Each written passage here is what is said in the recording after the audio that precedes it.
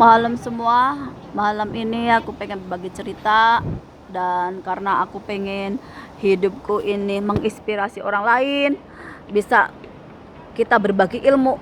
Karena apa? Karena gak ada lagi yang sedekah bisa aku lakukan selain aku berbagi ilmu. Karena apa?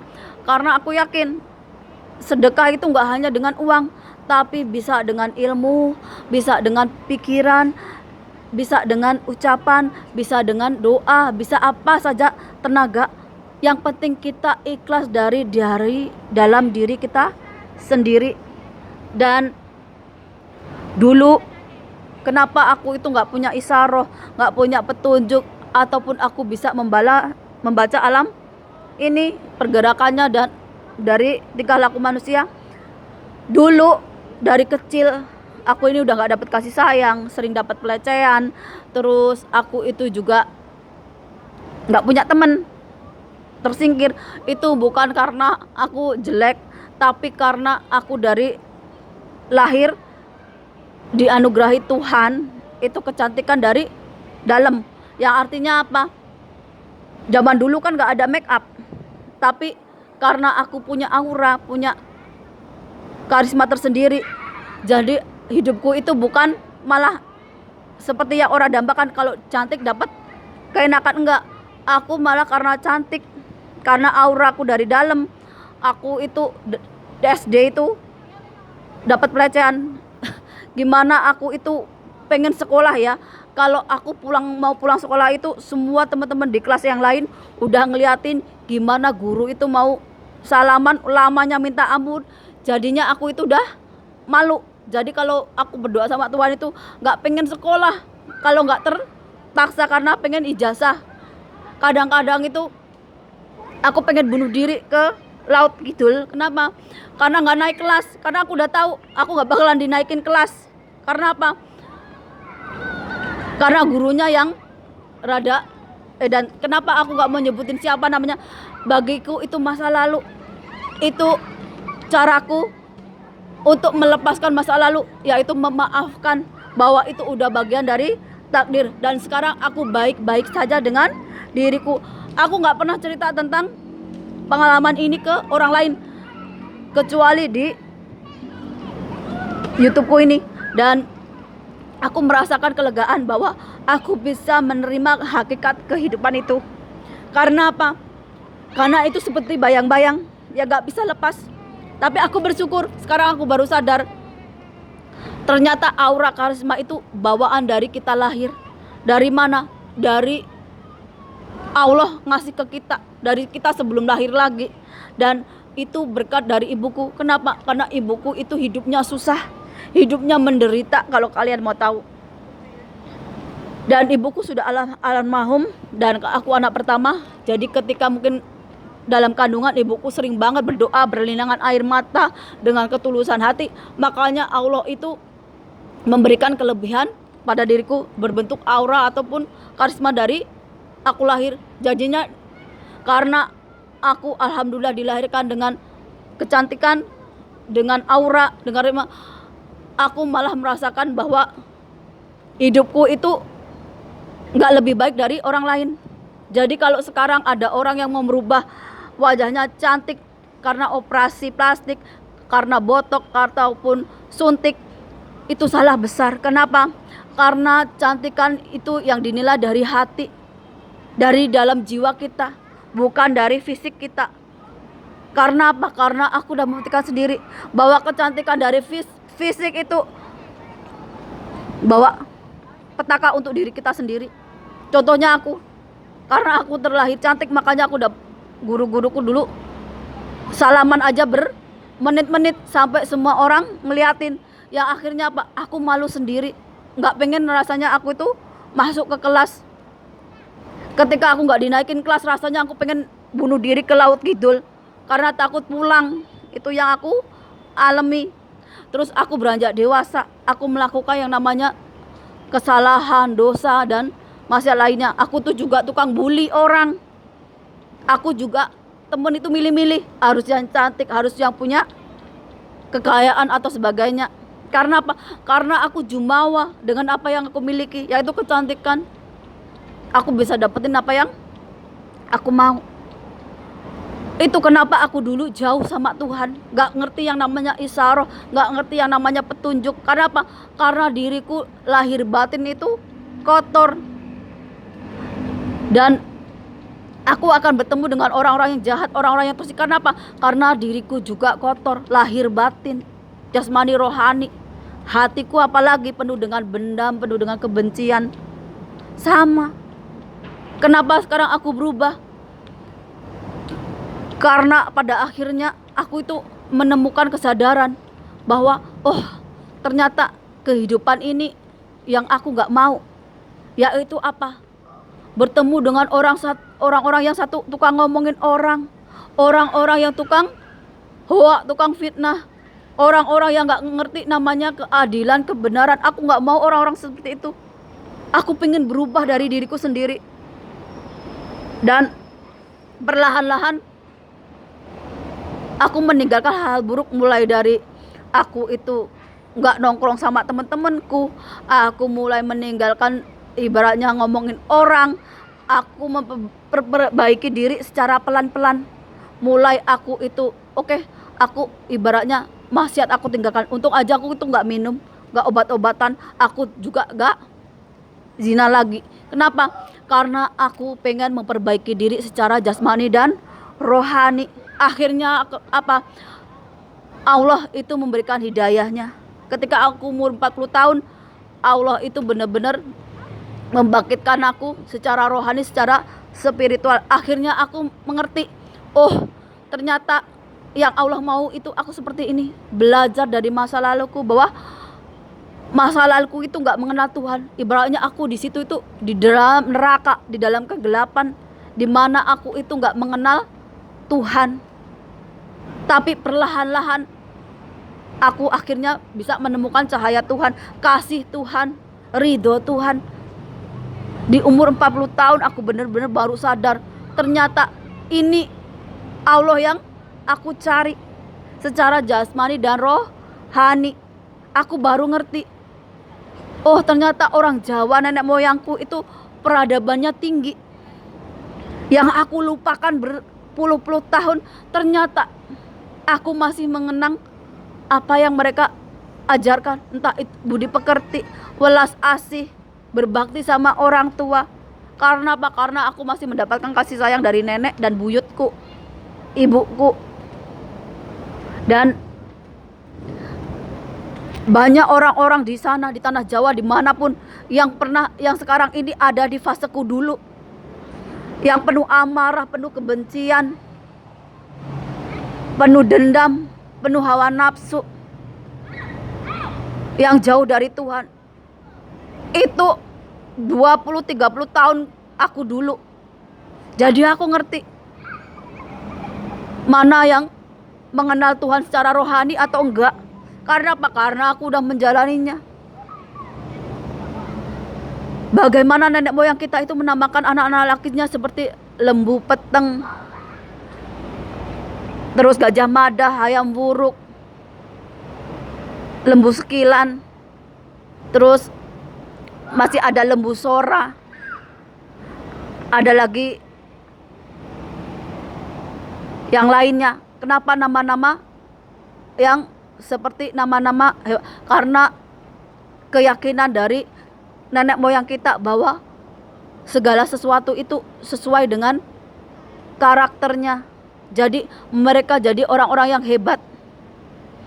Ada Kebo Iwo, ada Kebo Anabrang. Mereka laki-laki yang punya jiwa kesatria. Kenapa dinamakan seperti nama hewan? Karena apa? Karena keyakinan orang dulu bahwa hewan-hewan itu adalah menolong untuk kehidupan manusia. Lembu untuk pertanian, kebo juga untuk pertanian, membajak sawah, perkasa. Itu kenapa nenek moyang kita itu mendekat dengan alam, mendekat dengan binatang, mendekat dengan yang lainnya. Kenapa? Karena hidup itu bisa selaras dengan alam, dengan yang Maha Tunggal, yaitu Tuhan, Gusti Allah. Dan ini yang nggak dipunyai oleh laki-laki zaman sekarang, apalagi yang di tanah Jawa. Cuman kalah main bola bisa rusuh, belum kalah pemilu pasti tambah rusuh. Dari tahun-tahun yang dulu juga seperti itu. Cuma karena Jokowi main cantik tuh, Prabowo dijadikan Menhan, makanya nggak ada rusuh lagi.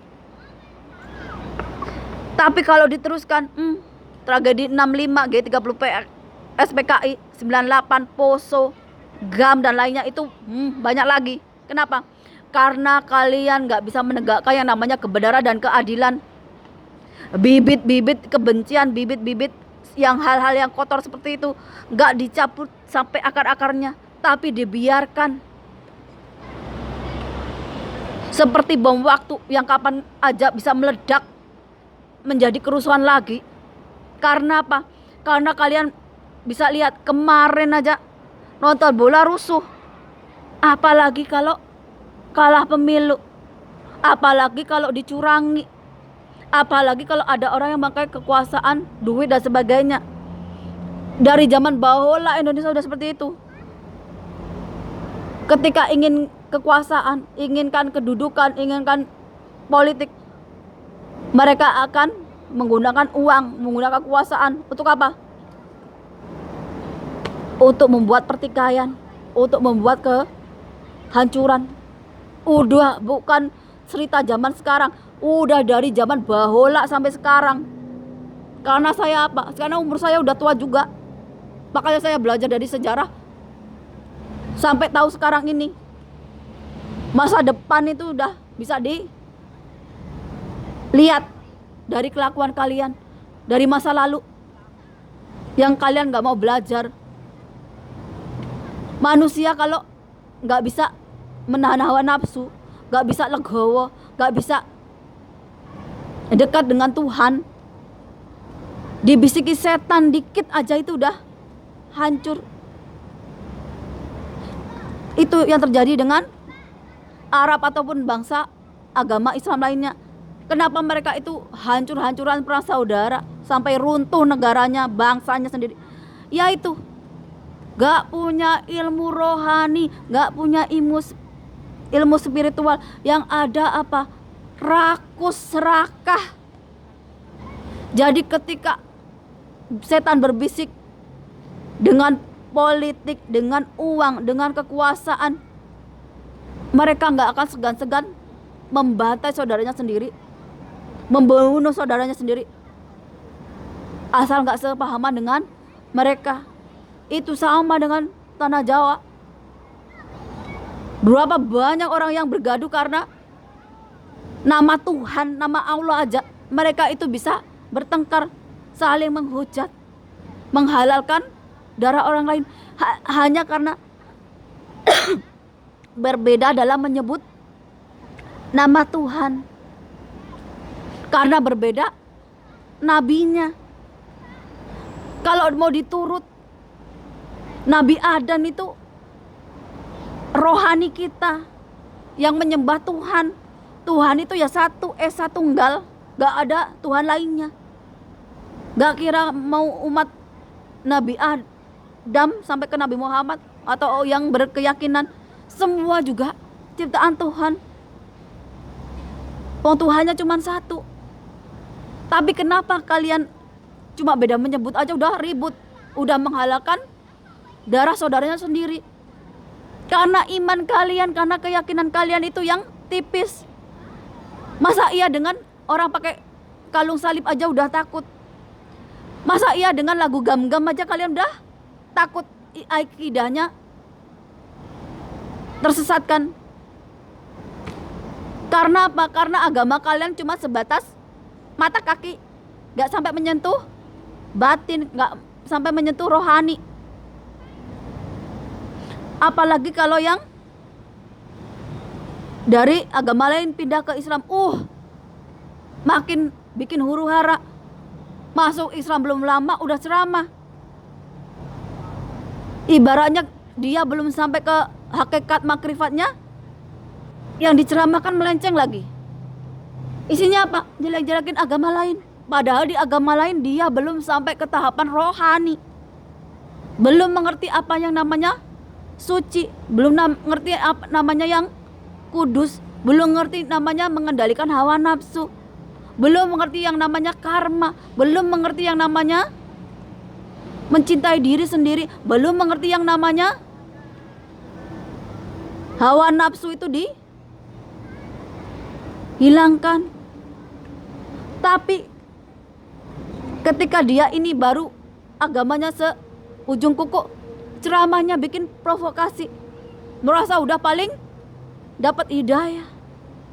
Orang kalau dapat hidayah dari Tuhan, maka dia itu malah akidahnya, keyakinannya itu bertambah dalam, bukannya terus ganti agama. Karena apa? Karena agama itu dari hati nurani kita, dari sanubari kita, dari tingkah laku kita, bukan dari orang lain, bukan karena orang lain, tapi dari dalam diri kita. Kita kalau udah mengenal Tuhan yang Maha Esa, kita melihat yang berbeda-beda ini jadi kecantikan, jadi keindahan, wujud dari kebesaran dan kekuasaan Tuhan.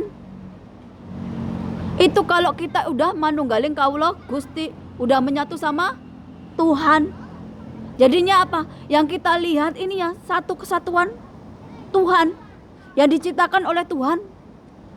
Alam semesta ini wujud dari Tuhan itu sendiri. Tapi kalau orang nggak punya rohani, nggak punya spiritual, nggak punya keyakinan, yang ada mereka menganggap apa? Dirinya Tuhan, menghalalkan segala cara. Untuk apa? Untuk diri mereka sendiri. Karena apa? Karena mereka lupa dengan kekuasaan dan kebesaran Tuhan. Mereka menjadikan diri mereka itu Tuhan. Dengan keyakinan mereka, mereka bisa melakukan apa saja. Ini yang namanya Fir'aun. Ini yang namanya menganggap dirinya sebagai Tuhan. Merasa dirinya bisa melakukan apa saja melebihi Tuhan. Karena apa? Karena Tuhan punya takdir. Takdirnya melalui alam semesta ini. Itu yang manusia lupa. Kenapa Islam itu merasa jauh dari Tuhan? Karena dia belajarnya cuma syariat aja yang digedein. Sedangkan hakikat makrifatnya jauh ditinggalin. Itu makanya orang Islam menganggap jauh dari Tuhan. Karena apa? Karena dia nggak menyembah langsung ke Tuhan. Masih lewat orang-orang yang jauh lagi. Mulai dari nasab ini, nasab itu, nasab itu. Ibaratnya kalau kamu mau jalan ke Tuhan tegak lurus, kamu masih belok sini, belok sana, belok sini. Sedangkan orang Jawa kayak saya itu manunggaling kaulo Gusti, keyakinannya yaitu apa? Tuhan itu menyatu dengan diri kita.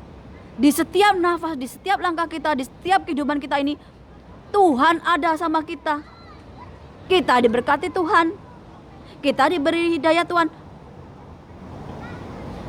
Jadi ketika kita melakukan hal apapun, Tuhan ada bersama kita. Entah kita berbuat jahat, entah kita berbuat baik, entah kita berbuat maksiat atau tidak, itu Tuhan ada bersama kita. Karena apa? Karena Tuhan maha melihat, karena Tuhan maha berkuasa, karena Tuhan maha adil, karena Tuhan maha tinggi. Jadi apapun yang kita lakukan, Tuhan itu maha tahu. Itu yang kita lupa. Yang orang Islam ini lupa. Cuma omongannya aja, ayat Al-Quran dan sholawat dan sebagainya. Tapi kelakuan hatinya lupa bahwa Allah itu melihat semua perbuatan dari yang kita lakukan ini. Dan kenapa orang-orang zaman dulu menamakan anak-anaknya itu seperti kebo iwo, kebo anabrang, gajah mada, ayam wuruk, lembu peteng, lembu sekilan. Karena nenek moyang kita mau anak-anak laki Nusantara itu jadi orang-orang yang berjiwa kesatria, membela kebenaran dan keadilan. bukan yang suka bikin rusuh. Masa iya nonton bola kalah rusuh kayak kemarin? Apalagi nanti kalau pemilu kalah. Apalagi kalau kalian udah diprovokasi, oh curang, oh nggak adil, tambah menjadi-jadi. Karena apa? Karena kalian nggak bisa mengendalikan diri sendiri, nggak bisa mengendalikan hawa nafsu kalian sendiri. Kalian nggak punya rohani, nggak punya spiritual, apalagi mengenal Tuhan. Itu yang nggak dipunyai laki-laki Indonesia sekarang. Nggak punya welas asih, nggak punya cinta kasih. Yang ada apa? Hawa nafsu. Yang ada apa? Gampang marah, gampang tersinggung. Makanya banyak pembunuhan. Gak kira istri dibunuh, anak diperkosa, santrinya dilecehkan dan sebagainya. Itu karena kalian gak bisa mengendalikan hawa nafsu. Untuk kaum laki-laki yang ada di Jawa dan Nusantara, kalian lupa bahwa tanah Jawa, tanah Nusantara itu tauhidnya tauhid sejati, tauhidnya sama Tuhan, dimana kalian itu diajarkan bagaimana punya moral, punya etika, punya budi pekerti, punya sopan santun, punya unggah-ungguh.